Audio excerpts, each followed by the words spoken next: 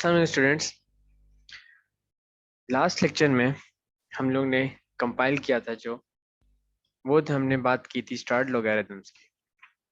ठीक है कि लोगैरिथम्स होते क्या हैं। तो उसको एक दफ़ा हम रिपीट कर लेते हैं कि लोगैरिथम्स में हमने डिस्कस किया था कि अगर मैं बोलूं कि कोई भी अगर आप ले लें नंबर, ठीक है, यहाँ पर ले लिया फॉर एग्जांपल 2 हमने, और इसकी पावर यहाँ पर दी हुई है 3। हमें पता है इसका आंसर होता है 8। इसकी वजह क्या है कि हमारे पास 2 क्यूब का मतलब होता है 2 इंटू 2 इंटू 2। तो 2 2 ज़ा 4 और फिर 4 2 ज़ा 8 हो जाता है हमारे पास। और इस फॉर्म को लोगैरिथम में लाने के लिए मैंने आपको एक तरीका बताया था कि ये हमारी बेस होती है, ये हमारा एक्सपोनेंट होता है और ये हमारा नंबर होता है। एक्सपोनेंट थी हमारी, ये बेस थी और ये नंबर था, या यानी इसको आंसर भी बोल सकते हैं एक्सपोनेंट का। ठीक है, लोगैरिथम फॉर्म में लिखने के लिए इसको मैंने आपको बोला था कि हम पहले तो लिखते हैं लॉग। ठीक है, लॉग लिखने के बाद बेस जो है हमारी, यानी कि जिस नंबर के ऊपर एक्सपोनेंट लग रही होता है, ठीक है, जिस नंबर के ऊपर एक्सपोनेंट लग रहा होता है तो उसको हम नीचे लिख देते हैं 2। ठीक है, और जो आंसर आता है हमारा पावर के लगने के बाद वो ब्रैकेट में आ जाता है। वो ब्रैकेट में आ जाता है और जितनी दफा वो मल्टीप्लाई हो रहा होता है अपने ही नंबर से, यहाँ पर देखिए आप 3 दफा मल्टीप्लाई हो रहा है 2 अपने ही नंबर से, जिसको हम आसान नाम में, मैथमेटिक्स के नाम में एक्सपोनेंट या पावर के नाम से जानते हैं। तो यहाँ पर 3 पावर है, 2 इंटू 2 इंटू 2। लॉगरिथम को कन्वर्ट करने का तरीका मैंने आपको बताया था। इसको मैं थोड़ा और दूसरी फॉर्म में लिख देता हूँ कि फॉर सपोज हमारे पास कोई है एक नंबर एक्स, ए ले लें, ठीक है, उसके ऊपर पावर लगी हुई है एक्स। मैं एक स्टैंडर्ड फॉर्म लिख रहा हूँ ताकि आसानी हो पहचानने में। तो उसका आंसर आपके पास आएगा इक्वल्स टू वाई के बराबर। लेकिन अगर इसी चीज को आप लोगैरिथम की फॉर्म में करें तो लोगैरिथम की फॉर्म में ये हो जाएगा हमारे पास लॉग, हमारे पास इसकी बेस क्या हो जाएगी, बेस यानी कि जो उसकी बेस है हमारी, यहाँ पर ए नीचे छोटा सा। अच्छा, इसका तरीकेकार यही है जो मैंने आपको कल को बोला था कि वो नीचे ही आएगा, बेस है छोटी सी और नीचे की तरफ आएगी ए, और ब्रैकेट में आएगा। ज्यादातर क्वेश्चन में हमारे पास यहाँ पर ब्रैकेट में नहीं होता, लेकिन वो एक प्रिंटेड क्वेश्चन आता है आपके पास, तो इसलिए वो ब्रैकेट में नहीं आता। ब्रैकेट में नहीं लिखा हो उसका मतलब है कि वो यहीं का नंबर है, मतलब यहाँ का, यहाँ पर आता है हमारा वाई। लेकिन आप अगर कहीं लिख रहे हो तो वाई इसको ब्रैकेट में इसलिए लिखना क्योंकि उसका मसला ये होता है कि कुछ बच्चे कभी कभार लॉग का फंक्शन जब वो कर रहे होते हैं, उसको कैलकुलेशन में ला रहे होते हैं, तो वो लॉग लिखते हैं और यहाँ पर फॉर सपोज उन्होंने बेस लगानी थी 2, ठीक है, और बेस 2 लगा के यहाँ पर लिख दिया जो उसका बेस का आंसर आ रहा था फॉर सपोज 4 आ रहा था। अब ये आप देखें, इसको वो जब इस तरह लिखेगा और वो आगे कैलकुलेशन करके जब इस चीज पे आएगा वापस चेक करने के लिए, या फॉर सपोज इसी को सॉल्व करने के लिए आपने इससे पहले कुछ और सॉल्व कर लिया, तो उसको ये लगेगा log 24 लिखा हुआ है, ये log 2 की बेस और ये 4 इस तरह नहीं लग रहा। तो ब्रैकेट में लिखने से आपके पास आसानी हो जाती है कि ये बेस थी और ये हमारे पास इसका आंसर था, जिस बेस का हम एक्सपोनेंट से करवा रहे थे। तो यहाँ पर आ जाएगा हमारे पास y, ठीक है, और इसके आंसर में हमारे पास आ जाएगा x। ठीक है, ये चीज तो हमने कल डिस्कस कर ली थी, ये इसकी स्टैंडर्ड फॉर्म है जो हम एक्सपोनेंट से उसमें आता है लोगैरिथम फॉर्म में। अब अगर बात की जाए एक चीज की कि हमारे पास जब साइंटिस्ट ने लोगैरिथम एक चीज निकाली कि एक्सपोनेंट्स, बड़ी एक्सपोनेंट्स है उसको हम सॉल्व कर रहे हैं भाई, तो लोगैरिथम की फॉर्म में सॉल्व करेंगे। ठीक है, उनके लिए आसानी होगी। अभी आप इस चीज को नहीं समझ पाएंगे कि लोगैरिथम्स की वजह से एक्सपोनेंट को सॉल्व करने में क्यों आसानी होगी, हालांकि आप ये समझ होंगे ये तो और ही मुश्किल चीज है, आप इसको और कॉम्प्लिकेट कर रहे हैं।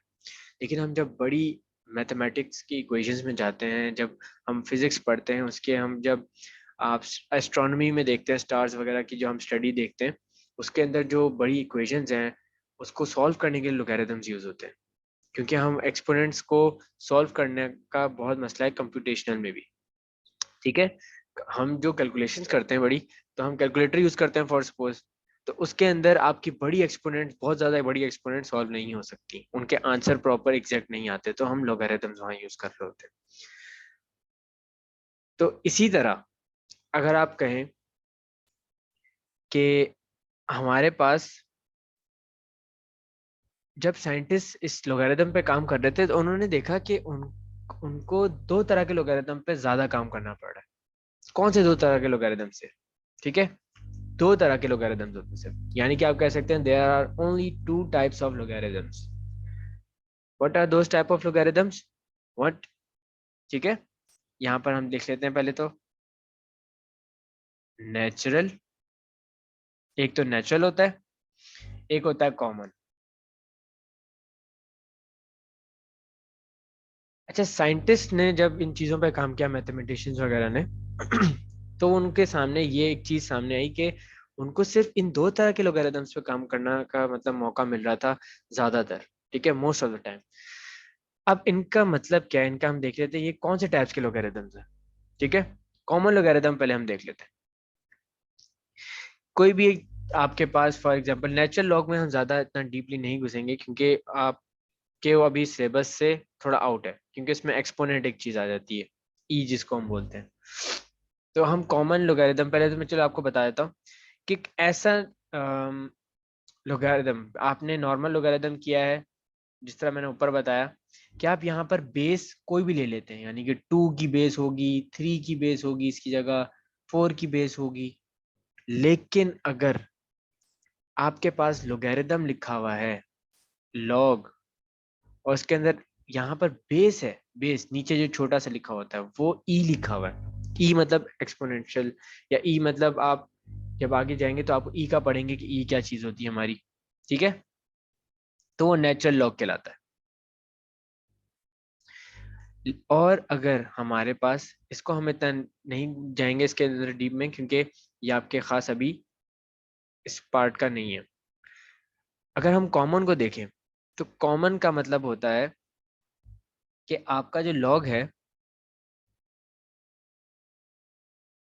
उसकी जो बेस है वो है 10। 10 का मतलब है कोई भी चीज 10 की पावर के साथ इक्वल्स टू जो भी होगी आंसर में। फॉर एग्जांपल मैं बोलूं log 10 ऑफ 10 ऑफ 100 कर लें इसको आप, ठीक है, इक्वल्स टू किस चीज का आंसर होगा? अभी जो 100 है ये क्या है, ये हमें पता है ये इस चीज का आंसर होता है। और ये क्या है, एक्सपोनेंट, यहाँ पर जितनी पावर लगेगी। तो 10 को अगर हम 10 से मल्टीप्लाई करें तो हमारे पास 100 आता है, ठीक है। तो यानी कि 10 की पावर क्या होगी, 2। यहाँ पर क्या आ गया, 2। Very good. तो आप अगर देखें तो ये तो हमारे नॉर्मल लोगरिथम है। तो कॉमन लॉग इसको इसलिए बोलते हैं क्योंकि साइंटिस्ट जब काम कर रहे थे अपनी थ्योरीज वगैरह पे, और मैथमेटिशियंस इस चीज को कैलकुलेशंस के अंदर सॉल्व कर रहे थे जब, तो log 10 उनके पास बहुत ज्यादा यूज हो रहा था, ठीक है। अब हम जितना पढ़ेंगे आगे आपकी मैथमेटिक्स के अंदर वो कॉमन लॉग पढ़ेंगे। कॉमन लॉग की रिप्रेजेंटेशन ऐसी होती है, लॉग लिखा हुआ होगा, ठीक है, और लॉग के साथ यहाँ पर डायरेक्ट नंबर लिखा होगा लॉग, जिस तरह इस केस में हमारे पास था log 100। अब log 100 का मतलब ही यही है, नीचे बेस कोई नहीं दी होगी, बेस नहीं होगी। अगर बेस नहीं दी हुई किसी भी लॉग की, अगर बेस नहीं दी हुई तो वो उसकी बेस 10 होती है, ठीक है जी। एग्जैक्टली यही बात हुसैन, वेरी गुड। किसी भी लॉग में अगर बेस नहीं दी होती तो वो बेस 10 होती है। और इसको हम इसी तरह सॉल्व करते हैं जिस तरह नॉर्मली हम सॉल्व कर रहे होते हैं। फॉर एग्जांपल जिस तरह इस केस में हमने इस log 100 का आंसर था 2, ठीक है। आपके पास कैलकुलेटर्स हैं, आप कैलकुलेटर उठाएं, और आपके पास सिर्फ सिर्फ और सिर्फ कैलकुलेटर में, जो आपके साइंटिफिक कैलकुलेटर्स होते हैं उसमें लॉग होता है सिर्फ लिखा हुआ, ठीक है। आपका वो लॉग होता है ऑन बटन के नीचे सेकेंड लाइन के अंदर लॉगरिथम होता है, एक्सपोनेंट वाले जो होता है ना, 10 रेज़ टू द पावर के नीचे साथ में लॉग लिखा होगा, लॉग और ब्रैकेट। अब आप देखेंगे उसमें आप बेस इनपुट नहीं कर रहे, आप सिर्फ लॉग की वैल्यू लिख रहे हैं आगे। तो उस जो कैलकुलेटर में है, यानी कि कैलकुलेटर तक में जो प्रोग्रामिंग की गई है लॉग 10 की गई है सिर्फ, उसके अलावा और कोई लॉग कैलकुलेटर में सॉल्व नहीं हो सकता, यानी कि बेस सिर्फ 10 होगी लॉग की। मैं और किसी चीज की यहाँ बात नहीं कर रहा, सिर्फ बेस की बात कर रहा हूँ। बेस का मतलब है 10, ये वाला 10 रेज टू द पावर जो हम लिख रहे होते हैं आगे, XYZ जो भी हो सकता है, ठीक है। ये जो 10 है ना, ये बेस है, ये यहाँ पर छोटा सा जो है हम लिखते हैं। तो यानी कैलकुलेटर में वगैरह वगैरह जितने भी कैलकुलेशन करते हैं लोगरिथम की, वो इस फॉर्म में करते हैं। अब फॉर एग्जाम्पल क्वेश्चन में आपको गिवन हो कोई ऐसा लॉग जो कि दूसरी फॉर्म में गिवन हो। फॉर एग्जाम्पल मैं आपको एक बात बताता हूँ कि आपके पास एक क्वेश्चन दिया हुआ है जिसमें लिखा हुआ है log 7 और यहाँ पर लिखा हुआ है 5 और इक्वल्स टू आंसर पूछा हुआ है। अब आप इसको एक्सपोनेंशियल फॉर्म में तो कर सकते हैं, ठीक है, यहाँ पर आंसर पूछा हुआ आपसे, एक्सपोनेंशियल फॉर्म में तो करने की कोशिश कर सकते हैं, ठीक है। लेकिन अगर लॉग ही को सॉल्व करना है डायरेक्टली, ठीक है, तो आप किस तरह करेंगे? इसका एक रूल होता है, ठीक है, वो रूल मैं आपको डिस्कस करता हूँ, लेकिन आप मुझे प्लीज 2 मिनट का टाइम दीजिएगा, मैं जरा आता हूँ।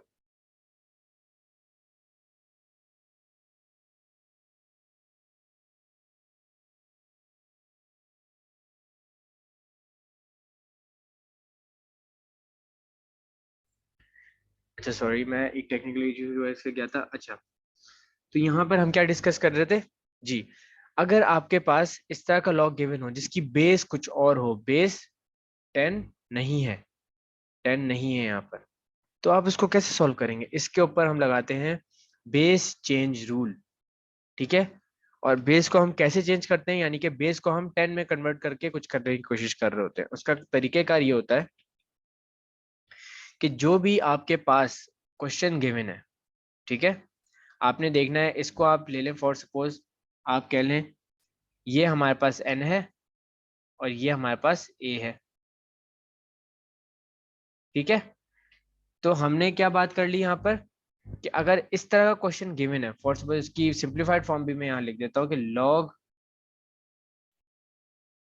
n और नीचे बेस है a, तो इसको आप कैसे करेंगे सिंप्लीफाइड फॉर्म में? इसको इस तरह करेंगे, इसको सॉल्व करने का तरीकेकार बेस 10 की मदद से, यानी कैलकुलेटर की मदद से आप कह सकते हैं, क्योंकि ये बेस कैलकुलेटर में सॉल्व नहीं हो सकती। तो इसमें आप लिखेंगे यहाँ पर इक्वल्स टू लॉग, अच्छा लॉग की यहाँ पर कोई बेस नहीं होगी, ओवर लॉग किस चीज का लॉग, ब्रैकेट में यहाँ पर आ जाएगा हमारे पास n, यहाँ पर आ जाएगा हमारे पास a, ठीक है। ये जो आपने यहाँ पर बेस में कुछ नहीं लिखा, ये हैं बेस 10 के, जो कि कैलकुलेटर में नॉर्मली सॉल्व हो सकते हैं, यानी कि ये वाला पार्ट मैंने यहाँ लिख दिया, ठीक है। मैं यहाँ पर दूसरी चीज लिख देता हूँ, यहाँ पर इस केस में आपका हो जाएगा ये 5 और log 7 नीचे आ जाएगा डिवाइड में, इस केस में आपके पास आ जाएगा log n ब्रैकेट में ओवर log a, ठीक है। यानी कि जो बेस आपको गिवन है किसी भी लॉग की, उसका लॉग विद बेस 10 डिवाइड कर देंगे, जो भी आपका नीचे n नंबर, n की जगह पे आपकी वैल्यू है। n क्या था हमारा? n हमारा आंसर होता है किसी भी लॉग का, और किसी भी एक्सपोनेंशियल का, सॉरी। तो ये log 10 है, यहाँ पर अगर हम log की बेस नहीं लिख रहे, इसका मतलब है यहाँ पर 10 है, ठीक है। ये तो हम बात डिस्कस शुरू कर चुके हैं कि अगर किसी लॉग पे कोई वैल्यू नहीं लिखी बेस में तो उसकी 10 होगी। तो ये हम आप कैलकुलेटर सॉल्व करके देख लें, लॉग का आंसर आता है हमारा, log 5 का और log 7 का हमारे पास जो भी आंसर आता है वो इक्वल टू करके आप कैलकुलेटर सॉल्व करके देखेंगे और डिवाइड होने के बाद ये हो जाएगा 0.827, ठीक है। 0.827 हमारे पास आंसर आ जाएगा इन दोनों लॉग्स को सॉल्व करने के बाद। यहाँ तक समझ में आ गई कि कोई हमारे पास कोई दूसरी फॉर्म, कोई दूसरी बेस के साथ हमें कोई गिवन हो तो उसको कैसे सॉल्व करना है। इसमें कोई क्वेश्चन है तो पूछ सकते हैं, मैं दोबारा एक क्वेश्चन के जरिए आपको समझाने की कोशिश करता हूँ इसको। लेकिन अगर इससे रिलेटेड कुछ भी सवाल है तो आप अभी पूछ सकते हैं फौरन, या इससे ऊपर का जितना समझाया मैंने। किसी को कोई सवाल? यस मोहम्मद, चैट बॉक्स में लिख दें क्वेश्चन, या फिर अगर आपको बोलना है तो मैं आपको इजाजत देता हूँ, आप अनम्यूट करके बोल सकते हैं। या तो आप अनम्यूट करके बोल दें या चैट बॉक्स में लिख दें।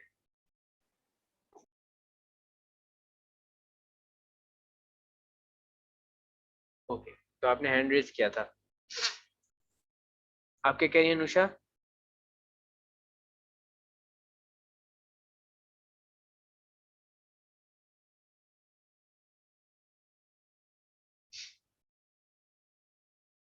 अनुषा समझ में आ गया या नहीं आया, या एक बार और समझाइए जो लास्ट वाली चीज समझाई है मैंने। वो तो मैं भी एक सर क्वेश्चन लास्ट कराऊंगा वाली उसी के चीज जरिए समझाऊंगा, दोबारा लेकिन समझाना। समझ में आ गया सब? सर ये लास्ट वाली दोबारा समझाना। जी जी बेटा सर ये समझा। लॉग 5 और लॉग 7 था समझाना। जी जी ठीक है, ओके मैं दोबारा समझाता हूँ ये बात। ये मैं अभी एक और क्वेश्चन के थ्रू समझाने लगा था, यहाँ तक मतलब आप लोगों को ऊपर का समझ में आ गया, ये बात दोबारा क्लियर यस करता सर। हूँ। ठीक है,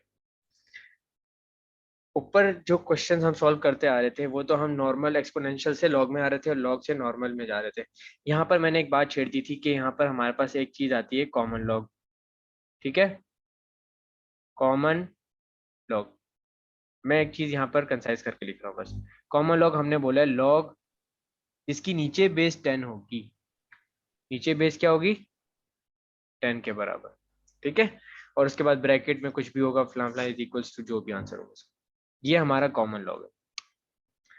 अब अगर आपको, अच्छा मैं कहने का मकसद ये है कि हम ये जो मैं आपको एक बेस चेंज रूल बता रहा था, ये हम क्यों लगाते हैं, क्यों लगाने की जरूरत है भाई बेस चेंज रूल? इसलिए लगाने की जरूरत है क्योंकि हमारा जो कैलकुलेटर वगैरह होते हैं जिससे हम लॉग सॉल्व करते हैं, उसके अंदर सिर्फ और सिर्फ बेस 10 के होते हैं सॉल्व, उसके अलावा और किसी बेस के सॉल्व नहीं होते। तो फॉर सपोज मैंने आपको कहा कि हमारे पास क्वेश्चन गिवन है, आप कह लें क्वेश्चन है हमारे पास लॉग ऑफ बेस 3, ठीक है, और यहाँ पर आप ब्रैकेट में लिख लें 9। इस चीज को आप कैसे कन्वर्ट करेंगे, इस चीज को कैलकुलेटर से आप कैसे सॉल्व करेंगे, ठीक है? तो इसको सॉल्व करने का तरीका ये, कैलकुलेटर सॉल्व करने का तरीके का मतलब है कि आपको पहले तो इसको लॉग 10 वाले वर्जन में लेकर आना है, लॉग विद द बेस 10, और ये है लॉग विद द बेस 3।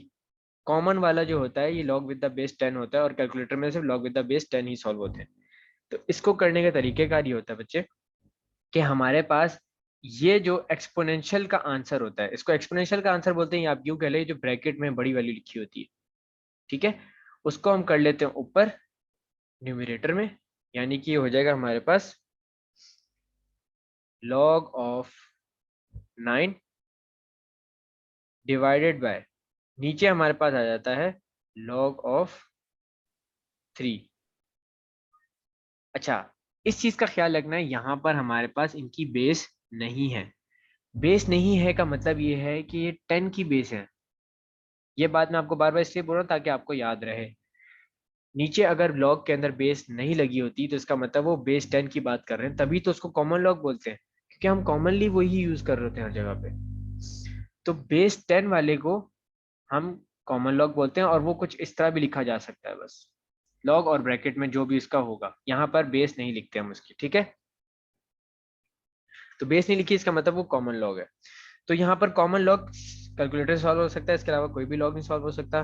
तो आप इसको लॉग 9 कैलकुलेटर में करें डिवाइडेड बाय लॉग 3 करके देखें और मुझे आंसर बताएं अगर कैलकुलेटर किसके पास पड़ा है। Sir 2। Very good.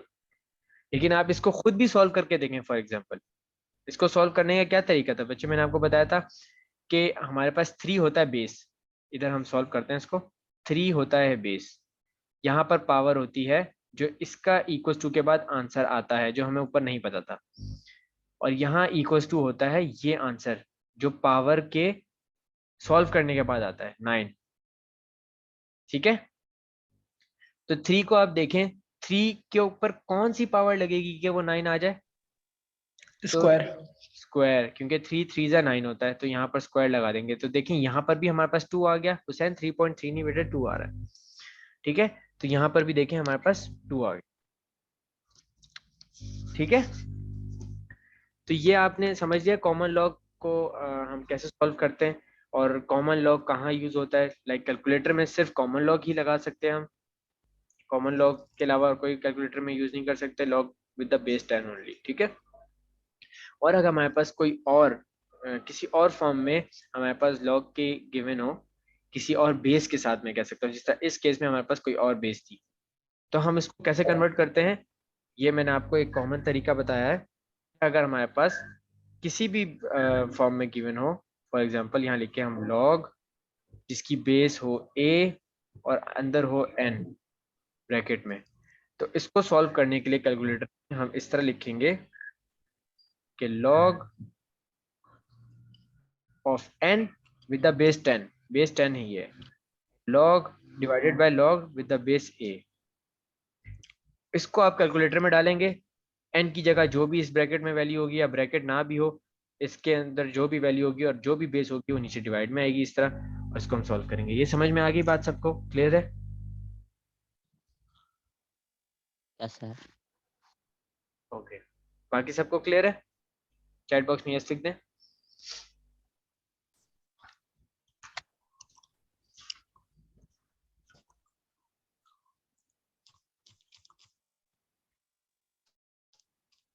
Okay, very good.